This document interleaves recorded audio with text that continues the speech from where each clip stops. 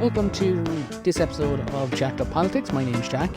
I am very happy to be back here in the studio today, and on today's episode we're going to be talking a little bit about the OPW and the scandal surrounding the OPW concerning the government bike shed, the new security hut in Leinster Hall, or in the Department of Finance, and the now withdrawn tender offer for €600,000 to replace or to do PR for the OPW following the scandal that happened earlier on this week. So, we're going to start today's episode off by talking a little bit about the OPW and the situation they found themselves in earlier this week.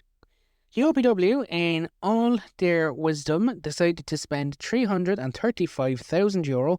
Yes, that is €335,000, folks, not €33,500 on a bike shed for the TDs in Leinster Hall, or in Leinster House. This new bike shed isn't even fully weatherproof. That if the rain is coming in from a certain direction, the bikes will still get wet. So, technically speaking, it is not, in actuality, it's not cost effective, it is not good value for the taxpayer, and it was a needless vanity project.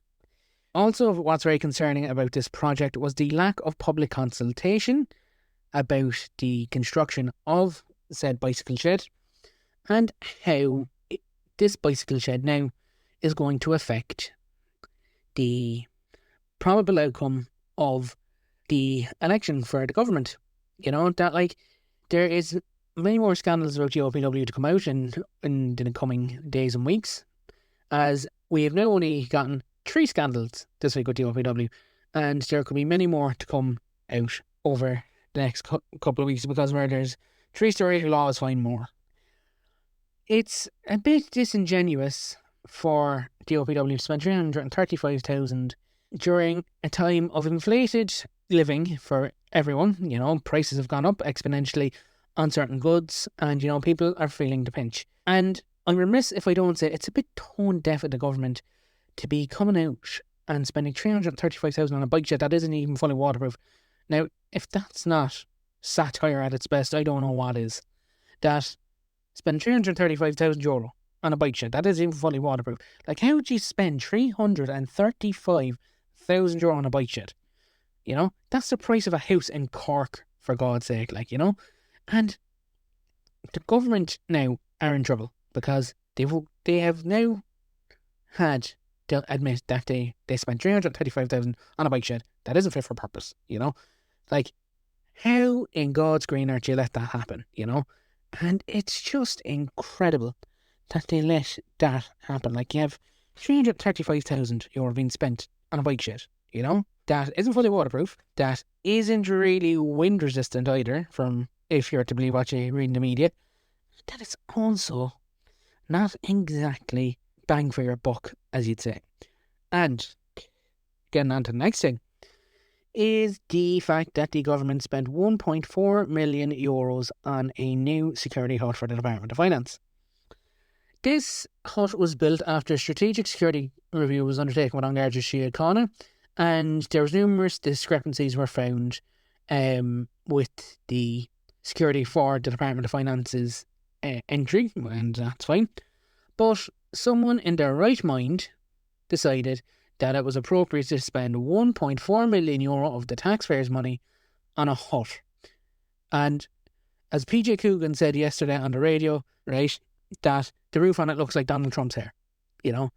And I just think that's absolutely hilarious. That, if you look at it and you look at the little curve on the top of it, it looks like Donald Trump's hair, you know. And I thought that was really funny out of PJ Coogan yesterday when I was talking to him on the radio. And it is just bloody hilarious, you know, that they spent €1.4 million on a hut, right? And which is also tone deaf, you know, and especially given the fact that, like previously mentioned, the price of living has gone up, right? Mortgages have gone up, house prices have gone up, and here you have the government spending €1.4 million on a security hut. Well, mainly the OPW. When the minister responsible for the OPW was brought in front of the Public Accounts Committee earlier on this week, he was pretty much tuned up and thrown out over it. You know, that how the hell did they spend 1.4 million euro on a security hut? Now, when it was broken down, it was actually a lot more affordable, but that still begs the question: why did they think it was appropriate to spend 1.4 million euros without proper public consultation? You know, I don't think the public would have been as angry as they are if the public had been consulted properly. And it's absolutely mind-boggling, right, that they were allowed to go away with this unchecked. You know, they were allowed to go away with this unchecked and nothing was ever came of it. Now, I'm sure the security hut does its job and it's fantastic for the lads working security in the Department of Finance, but does the cost justify the means, you know? That's a question that needs to be asked. Now, I know kind of like security is very expensive nowadays, and I'm not saying that it didn't deserve security. I want to be under no impression that it didn't, but spending 1.4 million euro, right? In a time when inflation is up, the cost of living is up, you know, it's very tone deaf from the government, right? And we also have the OPW who have since retracted the contract for a PR company to come in and help them manage the catastrophe. And they were willing to spend up to a further 600,000. So if we add all these numbers up, okay, we have the 600,000 that they were going to spend on a PR whitewashing, right? Or a PR whitewash. You have the 1.4 million euro, right, for the hut. That's 2 million euro, right? The total spend for this whole fiasco, folks, was potentially going to be up to 2.3 million euro of the taxpayers' money, right? And if we take it that an average house in Ireland is costing about 350,000 euros, and you can, so say, that's roughly the price of 6 houses, right, that the government are willing to spend. That's 6 houses that could be used, right, now this is all figuratively speaking, that is 6 houses that the government could have used to reduce the homeless crisis in the country. Because the homeless crisis is now up at 14,383 people, right? As the figures I was reading yesterday. Now 14,383 people homeless. And the government are spending close to 2.5 million euro on vanity projects. It doesn't look very good coming into election season, folks. It does not look very, very good coming into election season. And it begs the question, are the government in touch with the public? You know, it just begs the question, have the government become so out of touch that they no longer care, right? Now, I've been very, very lucky that and I don't want it to seem like I'm criticising people because I'm not, going on the attack here. I'm just constructively criticising the OPW for what they've done, you know? And, like, that 2.3 million euro, folks, that's, like I just said, that's 6 houses that could be used. That's 24 people that you could take off the homeless list if you were to give housing, buy them houses, right? Or, now, that's at current prices, or if that money went to a not-for-profit, you could probably get about 10 times that amount of houses built, you know? So if we take it that it's costing 80 euro per square foot and you get a 1,400 square foot house built, that's costing you about 115,200. So let's say, for argument's sake, we'll round it up to an 820,000. That is close to 20 homes, right? And say that's 80 people you could get off the homeless list, right? You know, that, like, you could get between 3 and 20 homes built for that money, right? And being honest, folks, it's not often that I find irony in Irish politics, but this week has just been one of the most ironic weeks. Moving on, we also had them spending 190,000 on a personal trainer for TDs and senators, you know? Lads, for blimmin' heck, you're paying a fucking TD 105,000 a year gross salary. I'm sure TD could afford to pay their own personal trainer if they really wanted to get fit and healthy. And I'm sure the Office of Public Works didn't need to pay for a personal trainer for them. I'm pretty sure if Joe Bloggs TD wanted a personal trainer himself, he has Monday off, he has Friday off, he has Saturday off, he has Sunday off. He has 4 days where he can go to a public trainer or a personal trainer himself or herself and get personal training done. I think this waste of public money isn't good coming into election season for the government. And, you have them spending close to 2.5 million euros on this. Or the OPW spending close to 2.5 million euros on this whole palaver, right? 2.5 million euro, folks, that is, say, 60 houses, right? And that's getting about 200 people off the homeless list, So, like I said, that's spending anywhere between getting 3 and 20 houses built, or between 3 and 60 houses built, depending on who's building them, And, it just makes the mind bloody boggle, right? It's mind-boggling that they have the budget coming out next week, right? And the budget is coming out next week, and that is going to be another thing I want to talk about, but we'll get on to that in a second. The Office of Public Works, right, is a government department. The government are coming into general election season because they have most of them have all their candidates now selected, and so on and so forth. And you also have record numbers of TDs not standing. I think you have roughly about, you have 16, I think is there about 22 or 24 TDs not contesting the next general election, And the vast majority of them are government TDs. You have 2 in Fianna Fáil and 16 in Fine Gael. That's 18, right? Plus you have a further 2 in the Greens and in Eamon Ryan and Catherine Martin not contesting the next election, right? So, you have a big chunk of the government not standing in the next election. Now, I don't know, folks. Does the government know something we don't? Are they preparing for something?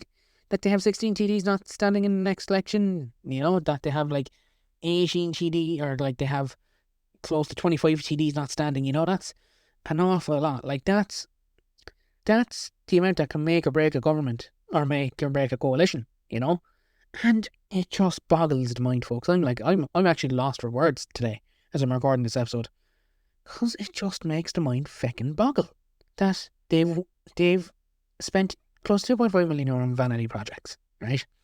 Did they need to be built? Probably not. But I personally feel that was 2.5 million euro that was being spent on stuff that didn't really need to have that money allocated.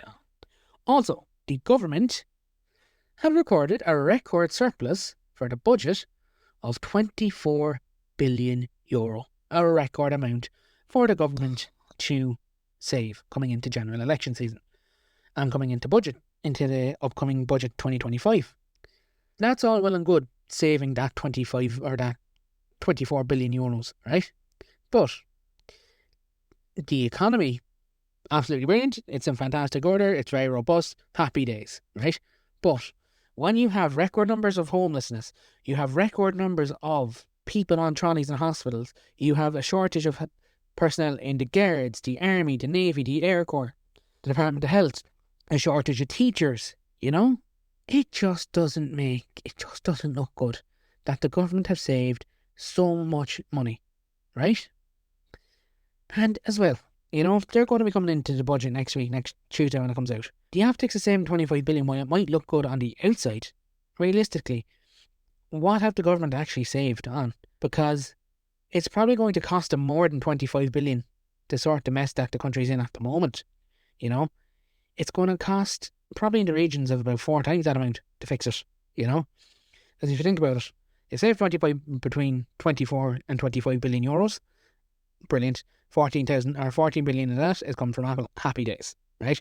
That's I'm probably going to say Apple are relieved that they've had to pay that money over, because they've had that money sitting in an escrow account probably for the last 10 years when they found out they had to pay it, and they were prepared for it. And for Apple, it's probably cheaper to get rid of that money than to hold on to it. And another thing that has knocked me for 6 about this whole thing is the budget coming out on Tuesday, right? You have less than 6 months left in this thing in the Dáil, which I think is the 33rd Dáil, right? And I am absolutely mind-boggled, right, that the government have thought it wise to come and say they've saved 25 billion euro when they have record numbers of crises going on across the country. They have a home ownership crisis. you know, that 25 billion could be used to bring prices of homes down to a nice equitable level, right? And you could also use it to help alleviate the stress on the HSE, the guards, the Navy, or the Defence Forces.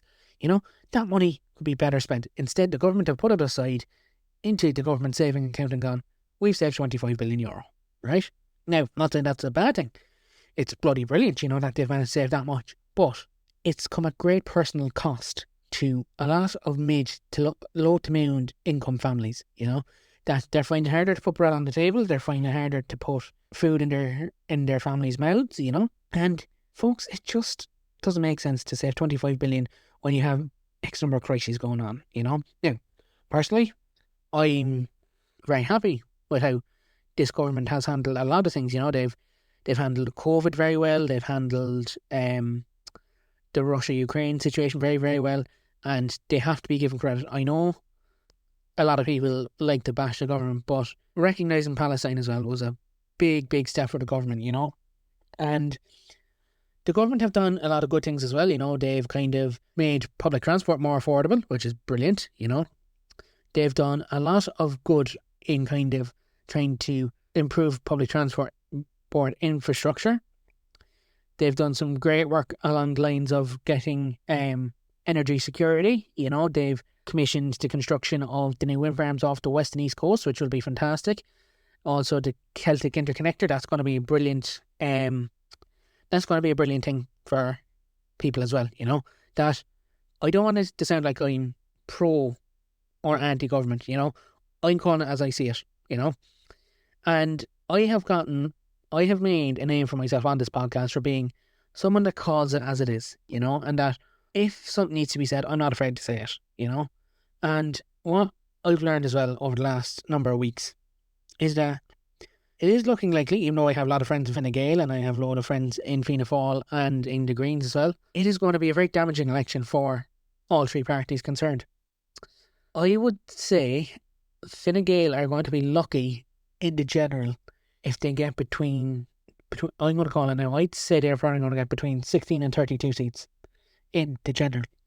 I think it'll probably be somewhere in between, so 16 and 30. So 16 and 32, that brings you up to 48, divide that by 2. Median, I'd say they're going to get about 24 to 28 seats. That would be my estimation, is they'll get between 24 and 28 seats. With the likes of Fianna Fáil then. You know, I reckon Fianna Fáil are pretty safe. You know, they only have 2 TDs standing down, so I reckon Fianna Fáil will be pretty safe. If I was to put money on it, I'd actually say Fianna Fáil will probably weather the storm pretty well. You know, they haven't done anything atrociously bad. They could have probably done more to manage the housing crisis, but then, you know, you also had the Greens and Fine Gael in government with them to manage the housing crisis as well, and they didn't. So, you know, it's all figurative, folks, you know. The Greens have done a lot for public transport, you know. They've kind of, and they've started to electrify the railways as well. They've brought in the new Dart Plus and the new Dart trains, which are coming on service soon. They've also, closer to home here in Cork, the government have begun to upgrade the Middleton to Cork main line. You know, they've begun to double track it between Glounthaune and Middleton, which is absolutely fantastic, which will allow for, by the end of the decade, 10-minute services between Cork and Middleton and between Cove and Cork, you know, and that's going to be brilliant. And they're going to be battery electric operated trains as well, you know. So they'll be low carbon options for getting into the city, you know. Their bus air are moving away from diesel powered vehicles over to more electric hybrid powered vehicles, and that's going to be good as well. But the other thing as well that the government are doing is they're building a lot more data centres, okay? But thankfully now, because we're going to be building these new massive wind farms off the west and east coasts, you know, there's going to be a lot more electricity coming in.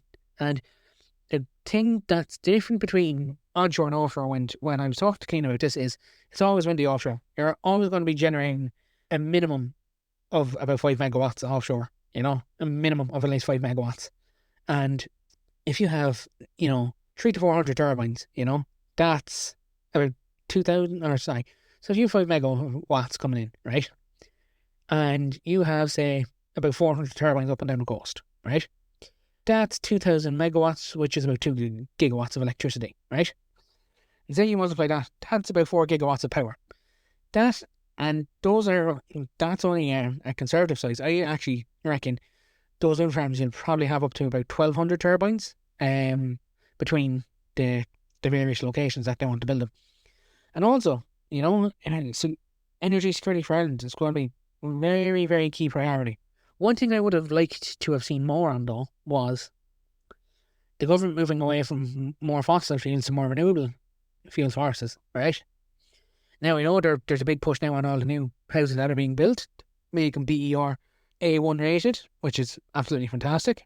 But I would have liked to have seen a bit more done on decarbonisation, Like, I would have liked to have seen them kind of build more kind of like solar farms and stuff like that. I know we don't really get enough weather here in Ireland, but you see, the thing is about solar panel technology is photovoltaic panels have come on a lot in the last 20 years. So, they could have, you could build solar farms now, folks, and these solar farms could very easily be the next big thing, because they could very easily be an easy way of generating electricity for the country, And as well, you could build these solar farms offshore as well, you could put them up on stilts offshore and run a cable back to shore then.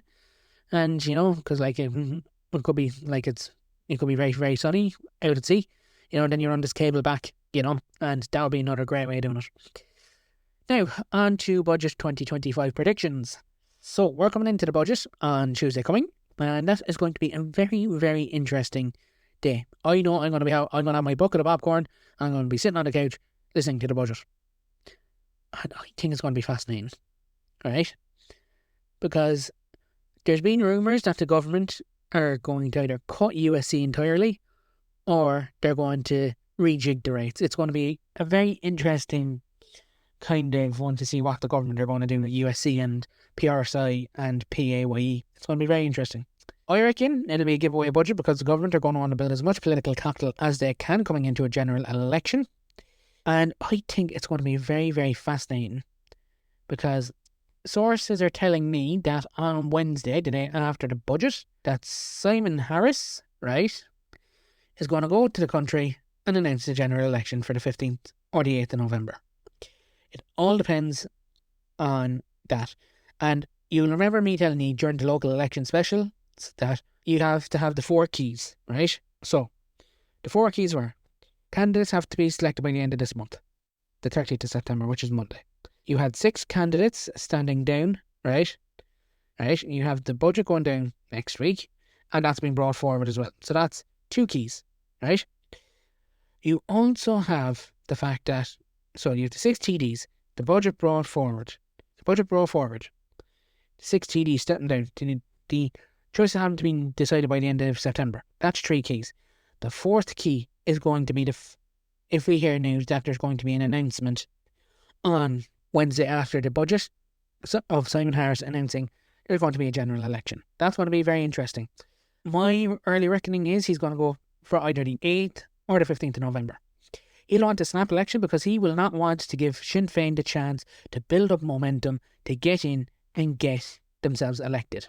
Now, personally, I actually think Sinn Féin are going to get the most seats in this general election. I think they're going to get between 45 and 55 seats. Now, people can call me whatever they want, a dreamer, whatever, right? Folks, numbers don't lie. Sinn Féin have remained steady, right? A lot of their support that dropped off in late 2022, that was the anti-government protest vote, right? Sinn Féin have had a core solid base of about 21 to 22% when you factor in all other things. The newspapers aren't very did the same to Labour in the UK coming up to the election. They downplayed how well Labour were doing, and then what happened in July the 4th, Labour got into power, right? Now, what am I saying here? We could see Sinn Féin being Ireland's Labour Party, right? Well, we have our own Labour Party. What I'm trying to mean is being the opposition power that gets into, or the opposition party that gets into power, right? It's very likely, folks, that you will see Sinn Féin getting into power in the next general election. Because, folks, a lot of people downplay Sinn Féin, and you really should never do that to a political party. The Germans did that to Adolf Hitler, or Adolf Hitler in 1930s, and we all saw what happened, you know. You can never underestimate, and even look at Trump in 2016. We underestimated Trump getting in 2016, and Trump got in.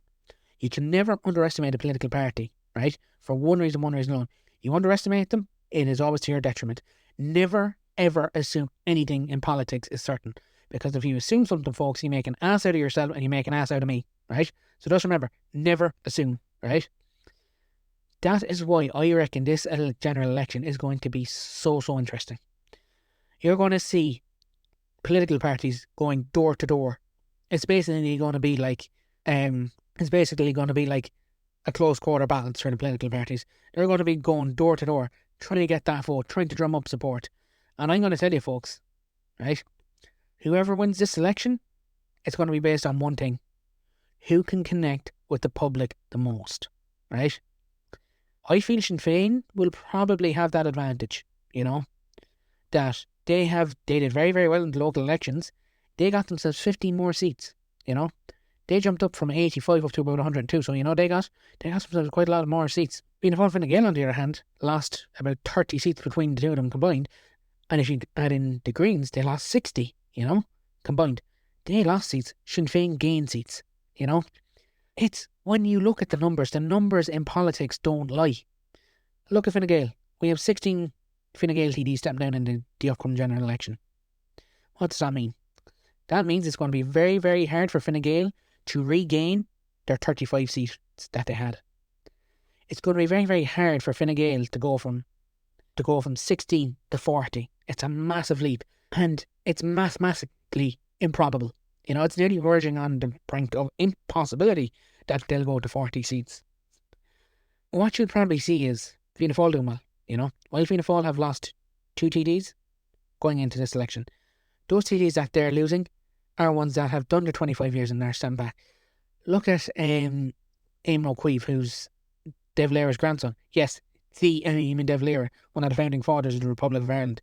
His grandson is only retiring from politics this year, 2024, you know. Eamon O'Queeve has been in politics for decades, and he's only stepping down now, you know. Now, I know they've appointed Gráinne Seoige as a candidate, but will Gráinne Seoige have enough momentum as a Galway West candidate to get her across that line that Eamon O'Queeve had? Eamon O'Queeve, right, his family is entwined with the history of the state, you know. That's a big jump, you know. What does Gráinne Seoige have, right? It's going to be a very interesting election, folks, you know. And budget-wise, I think it's going to be an interesting one. I've read the alternative budgets from Labour. I've read the alternative budgets from Soc Dems, from Sinn Féin. You know, they're all very, very good.